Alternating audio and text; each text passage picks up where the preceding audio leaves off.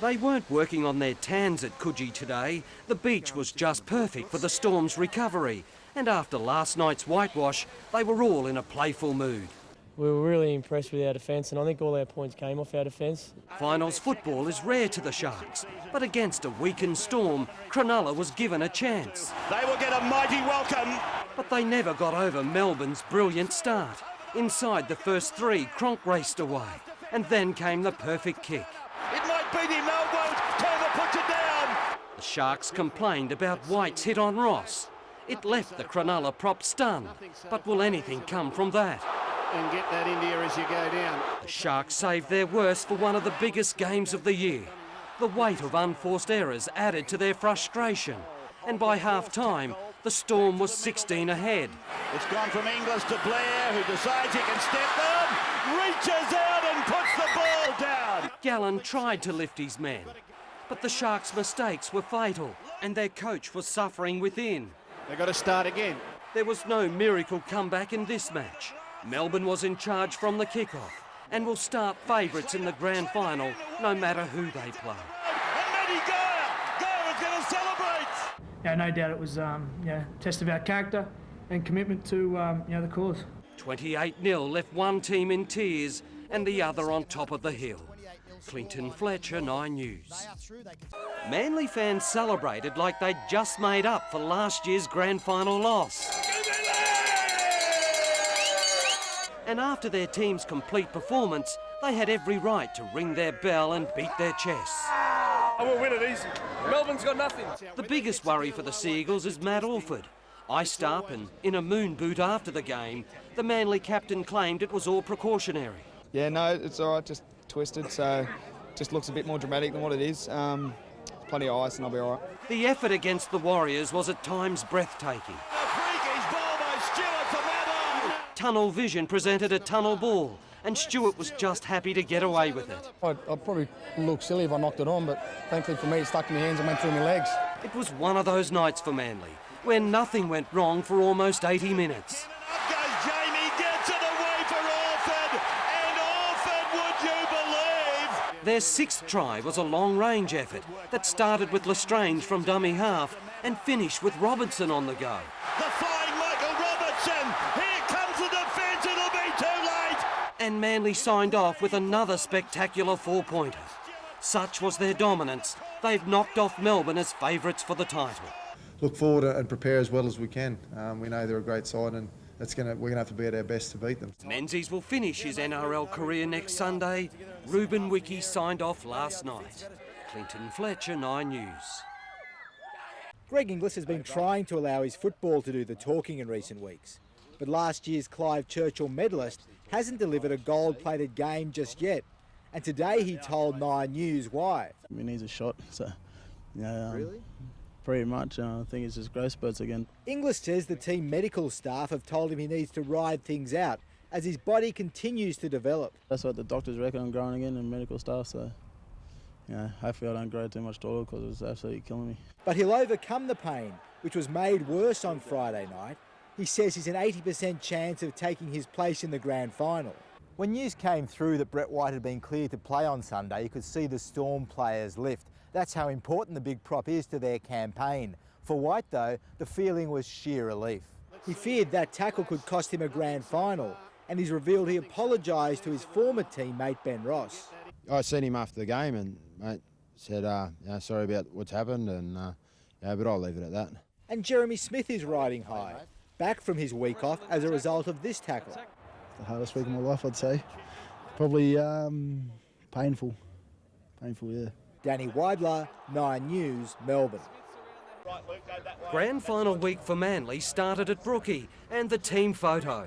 What have I missed? Steve Bell was late for the shoot and his mates wanted to hit him with a $500 fine. Probably half that, but it's not even 100 games during the normal season, so let's wait and see. While captain Matt Orford continues to limp about, Steve Matai is Manly's main concern. The big hitting centre has shoulder and neck issues, the latter the result of this tackle by the Warriors on Saturday. I got caught in a crusher tackle, but I I don't think the officials saw anything, so... Manly opened their doors to the media, but they won't be so approachable for the rest of the week. After last year's grand final loss, nobody wants to experience that again. And there'll be few disruptions this time round. For myself, I know I never want to feel like that again. You work so hard and to end so badly, that hurt for a long time. Melbourne has had the wood on Manly. Their last encounter was a fiery round 22 game where the Storm won by 6. But the Sea Eagles are thankful they're facing their bogey team again. Personally, I think we need to beat them to prove that, if we are to go on and win, that we're the best side this year. Clinton Fletcher, 9 News. The Storm have another reason to think that everyone is against them. Drug testers popping up on the club's fan day. Craig Bellamy's tight schedule was put out by 45 minutes, but the fans were not complaining. They came in their droves. Some showed their affection in strange ways. Others came bearing gifts. This for the baby Billy Slater's partner is expecting in a couple of months. Cameron Smith is still fuming about missing the decider, saying the NRL has made him a scapegoat. There has been tackles, 2 weeks leading up to that game where they were quite similar to mine and nothing was done about it. Smith wants to know why he was rubbed out and why now. Well, obviously it does make a statement and, it probably has, suspending, captain of an NRL side and taking myself out of a grand final. And if you think the recent grappling controversy is about to change the way that Melbourne approach the game, well, think again. They held a wrestling session in front of all their fans today under the watchful eye of wrestling coach John Donoghue. Smith and the injured Ryan Hoffman were included in the grand final photo. There are 5 members of this squad who won't be with the team next year, including Michael Crocker and Israel Folau. But the player receiving the most attention is the retiring Matt Geyer.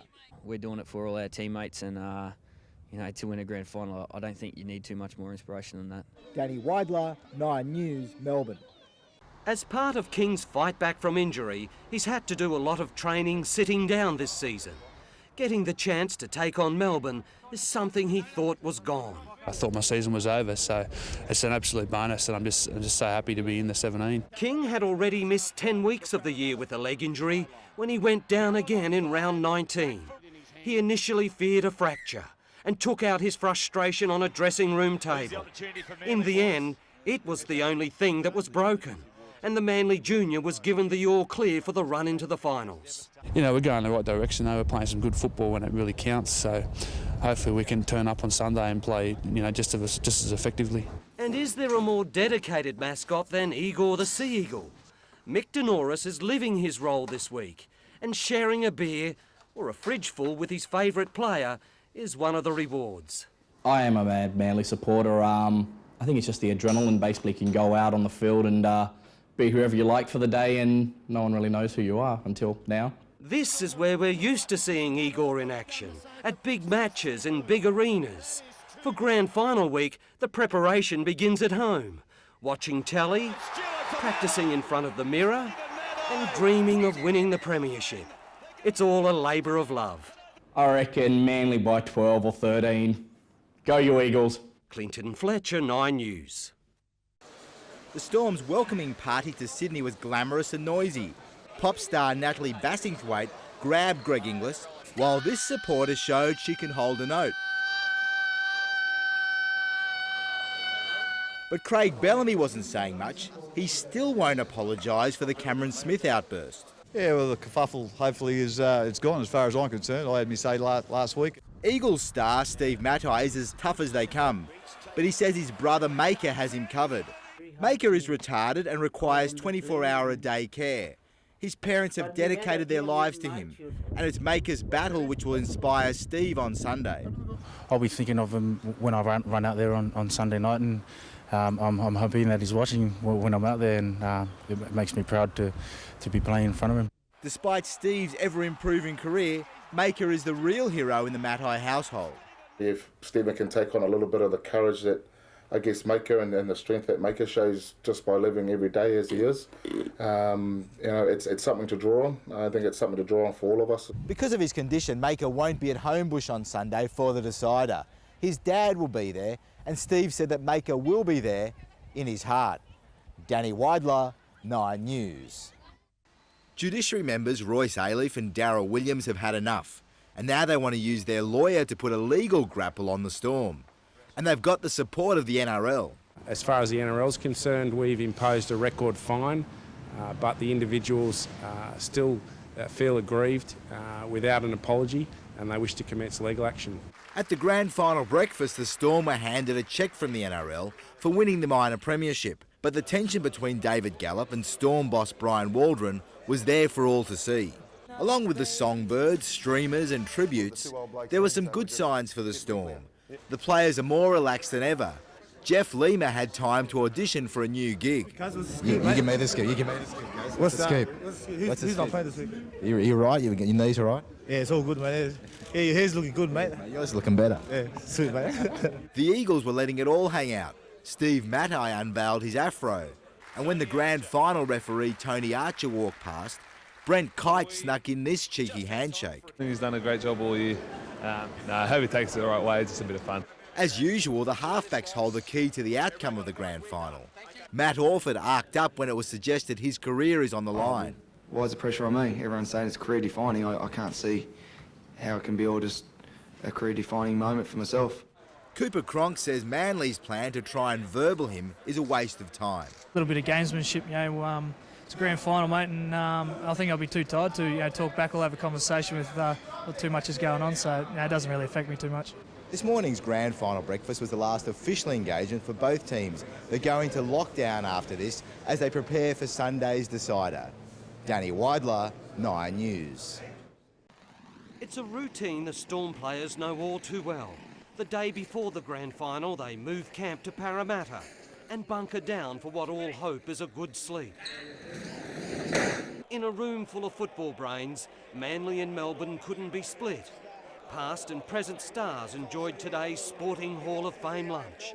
And this is a grand final they don't want to miss. A lot of people say they're going for Manly, but they nearly vomit when they say that, but they still say it. Yeah. I think it all depends on the weather. If it keeps raining, it'll be pretty tight. And I think if it's tight, I think it might fall in Melbourne's favour. Brett Stewart knows exactly what's coming. In last year's decider, Michael Crocker knocked the Manly fullback out. And Stewart is expecting the Storm enforcer to have another go tomorrow. Every fullback gets banned these days and you just do your best to catch it, no matter who's coming at you. Maybe a little bit more protection. That'd be nice. Stewart is in peak form. His rivalry with the equally brilliant Billy Slater is one of the bigger attractions of this game. He's very dangerous at either end of the field, and even if he hasn't got the ball, he's not far behind it. They've got strike players all over the field, and we're going to have to turn up and start really well to have a show. Late today, both teams completed their grand final preparations. The Storm winding up with a run on the stadium. Clinton Fletcher, 9 News. Michael Crocker is looking for every edge on Sunday. He won't be slowed down by extra body hair. And this is another side of Crocker we haven't seen before, and one that his partner Sally Khan thought she'd never see. Crocker was shown the door by the Roosters after a run-in with the law, and he wasn't much better on the field. I remember you used to tell me you had ADHD, and I was like, no you don't, you're just a dickhead. The couple split up as a result of his behaviour. Was there a defining moment? After every incident, we'd have the same conversation and it got boring. And we had this moment and I said, I don't want to hear it anymore. I don't believe you. The foot down approach worked. In the blink of an eye, I think he learnt that if you're going to do something, no one wants to hear you say you're going to, they want to see you do it. And he did it. Crocker says if they didn't reunite, he wouldn't be the player he is today. Helping me to realise that the person that I wanted to be and the person that I am and can be. I think I scared him. On Sunday, Crocker is aiming to change the course of the grand final, like he did last year, with his now famous shot on Brett Stewart. I might talk to him if there is a bomb go up. I might tell him that I'm coming again. Danny Weidler, 9 News. The only sight of a seagull today was the painted variety on the ANZ Stadium turf. Manly's training session off limits. 11 years ago, Manly was also on the verge of grand final success until Andrew Johns threw a pass to Darren Albert. They haven't won the competition since, and to fix that, they've called on the very man who helped plot their demise more than a decade ago. John's giving tips on kicking and paying special attention to Jamie Lyon. Generally what to look for in different parts of the field, and just to make sure that he's not watching one thing, he's got his eyes up and he's watching numerous things. He was the best in the business at that, and yeah, it's good to learn off the best. It's clearly done the trick. Lyon's kick, catch and pass to set up Matt Orford was a highlight of last weekend's runaway victory over the Warriors. Yeah, that was good. It was, it's good to get Ox a try. He sets up a few throughout the year, so I think he owes me one or two now. Seemed to work well on the weekend. Big test comes this weekend, but... Lyon has described last year's grand final as the worst game of his career. He's confident there'll be no repeat. I definitely want to play better than I did last year. I think we're a different team this year, so I'm pretty confident that we can turn it around. Chris Hodgkinson, 9 News. This is as close as we could get to crashing the Eagles' celebrations today. They placed themselves in a penthouse overlooking Manly Beach to keep out of trouble. Anthony Watmoe showed exactly what he thought of the intrusion. It's lucky that the Eagles' wolfman David Williams wasn't too close. He might have let out a howl. Watmoe also showed he hasn't been watching the anti-smoking commercials, whilst the King of the Peninsula enjoyed a well-earned beer. And despite a night of no sleep, the Manly boys showed they haven't forgotten the team song.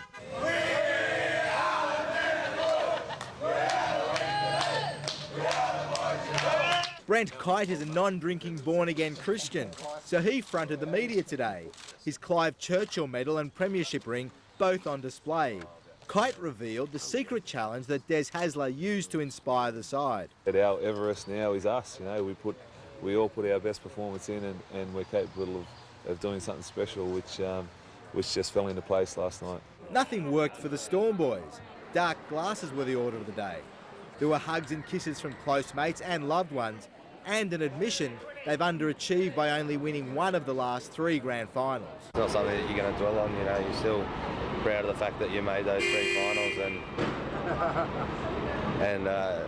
you just got to learn from your mistakes. When they returned to their Melbourne base, the Storm players were greeted only by true believers. At least the players were able to have some fun as they kicked off their Mad Monday. It's clear they put a lot of effort into these outfits. Redemption at last, and the Manly players couldn't wait to belt out their song.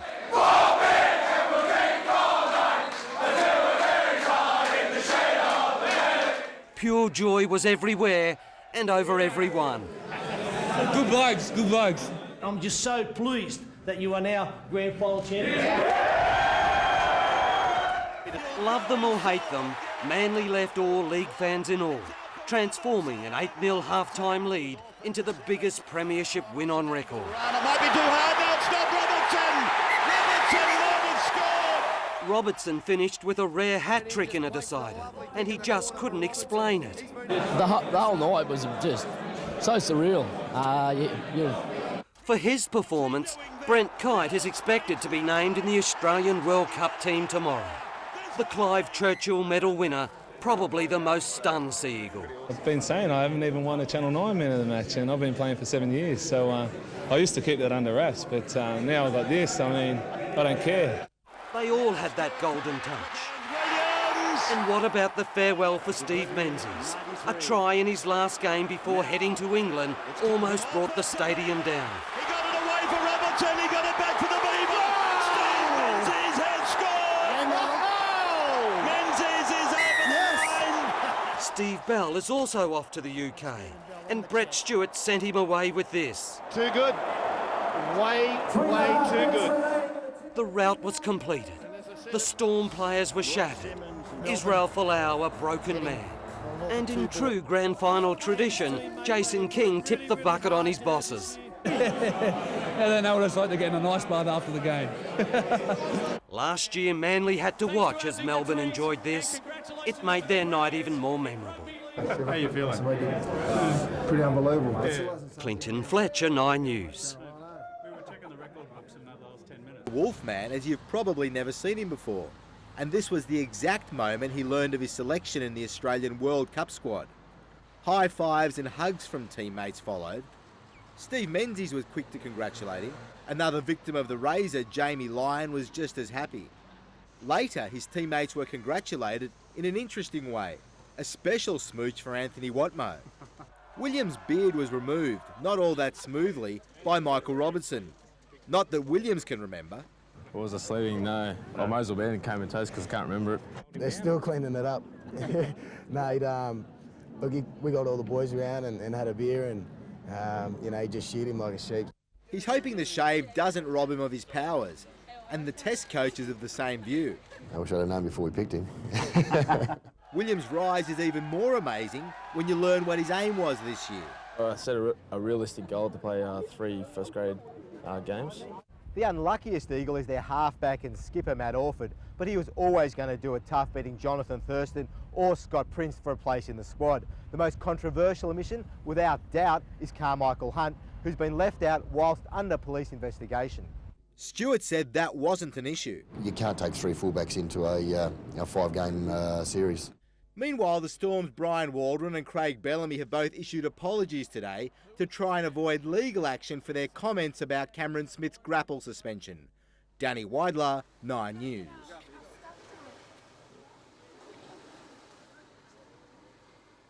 Anthony Watmough marked the occasion with some fresh ink, and he was quick to show off his addition. Do you remember getting it? Yeah, I remember all of it was painful as. And Jamie Lyon's mohawk was ordered off his head. Mrs. didn't like, so I had to get rid of it. I looked in the mirror this morning, nearly scared myself, so I had to take it off. As the Eagles' golf buggies chug down the Corso, some things remain the same. He's lost the beard, but the Wolfman still has the sound effects. Naturally, the crowd favourite was the Beaver. Is it good to be the king? Just for a day, just for a day. And later his princess completed the picture. I'm pretty happy holding these 2 things at the moment. They're pretty special to me. Local politicians got in on the act, but it was the players who were the stars. For the last few days, every player on this bus has been on the ride of their life. It's something they're never going to forget.